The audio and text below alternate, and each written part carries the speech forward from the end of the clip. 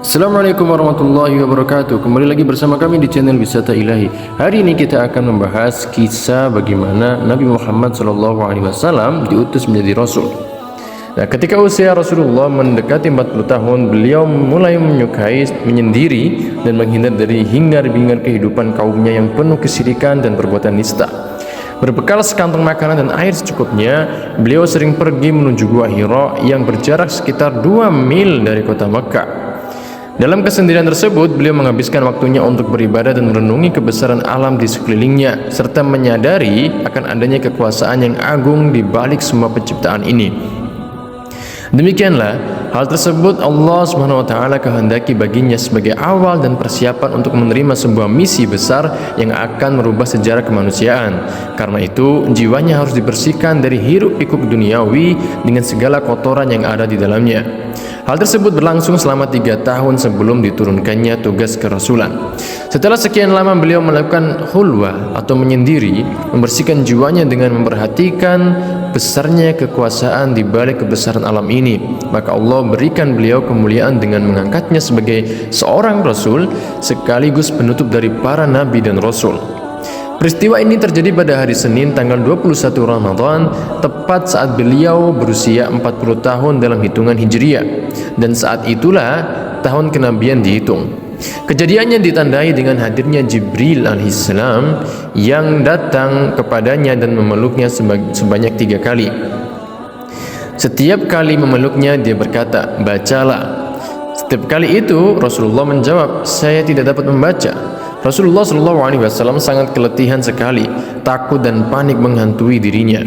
Setelah itu Jibril membacakan, "Iqra bismi rabbikal ladzi khalaq, khalaqal insana min 'alaq, iqra wa rabbukal akram, alladzi 'allama bil qalam, 'allamal insana ma lam ya'lam." Yang artinya, bacalah dengan menyebut nama Tuhanmu yang menciptakan.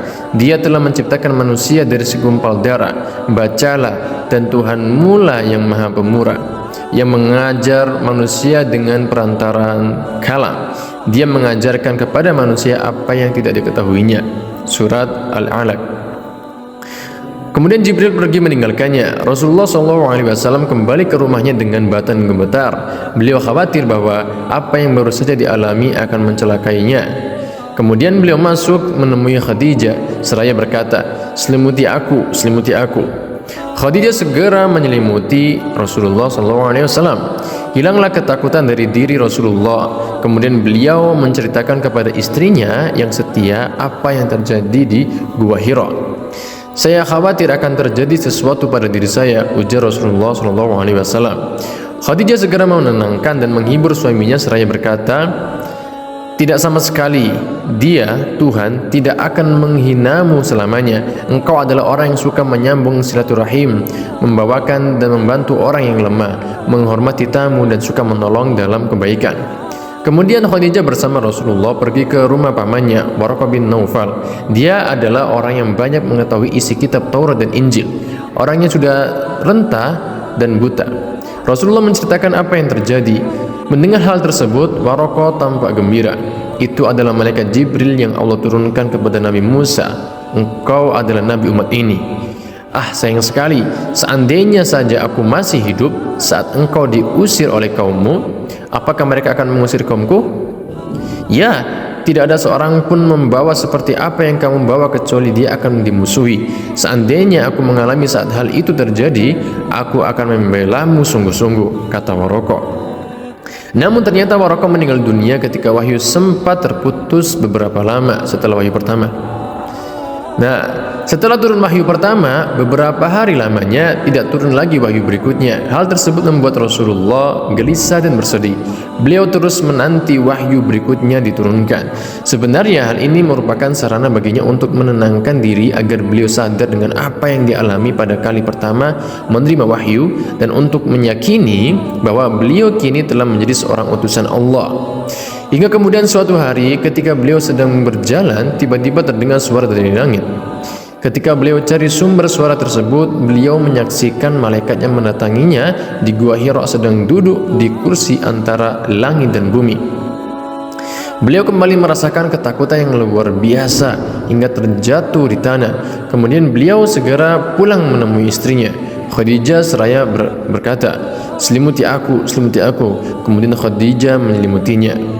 Nah, pada saat itulah wahyu kedua Allah turunkan yang berbunyi, ya ayyuhal muddaththir kum fa'andir wa rabbaka fakabbir wa thiyabaka fatahhir war rujza fahjur wa la tamnun tastakthir wa li rabbika fasbir.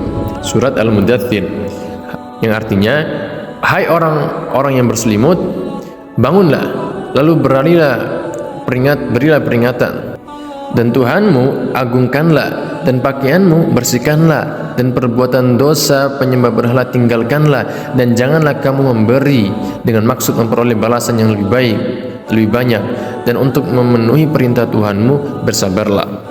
Dengan turunnya ayat ini, maka tugas Rasulullah semakin jelas, yaitu untuk menyeru umatnya agar mengagungkan Allah dengan beribadah serta tunduk pada segala perintah dan ajarannya. Sejak saat itu, turunlah wahyu-wahyu berikutnya, menandai dimulainya sebuah perjuangan jihad tanpa henti untuk mendakwakan serta menegakkan agama Allah di muka bumi ini. Itu adalah kisah bagaimana wahyu pertama turun kepada Nabi Muhammad. Beliau sangat gemetar ketakutan karena yang datang langsung untuk memberikan wahyu tersebut adalah malaikat Jibril.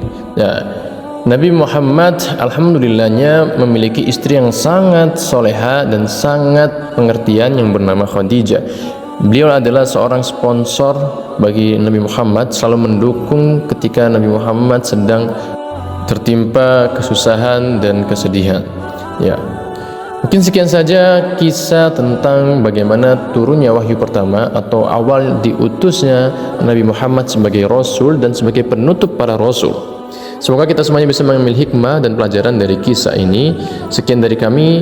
Wassalamualaikum warahmatullahi wabarakatuh.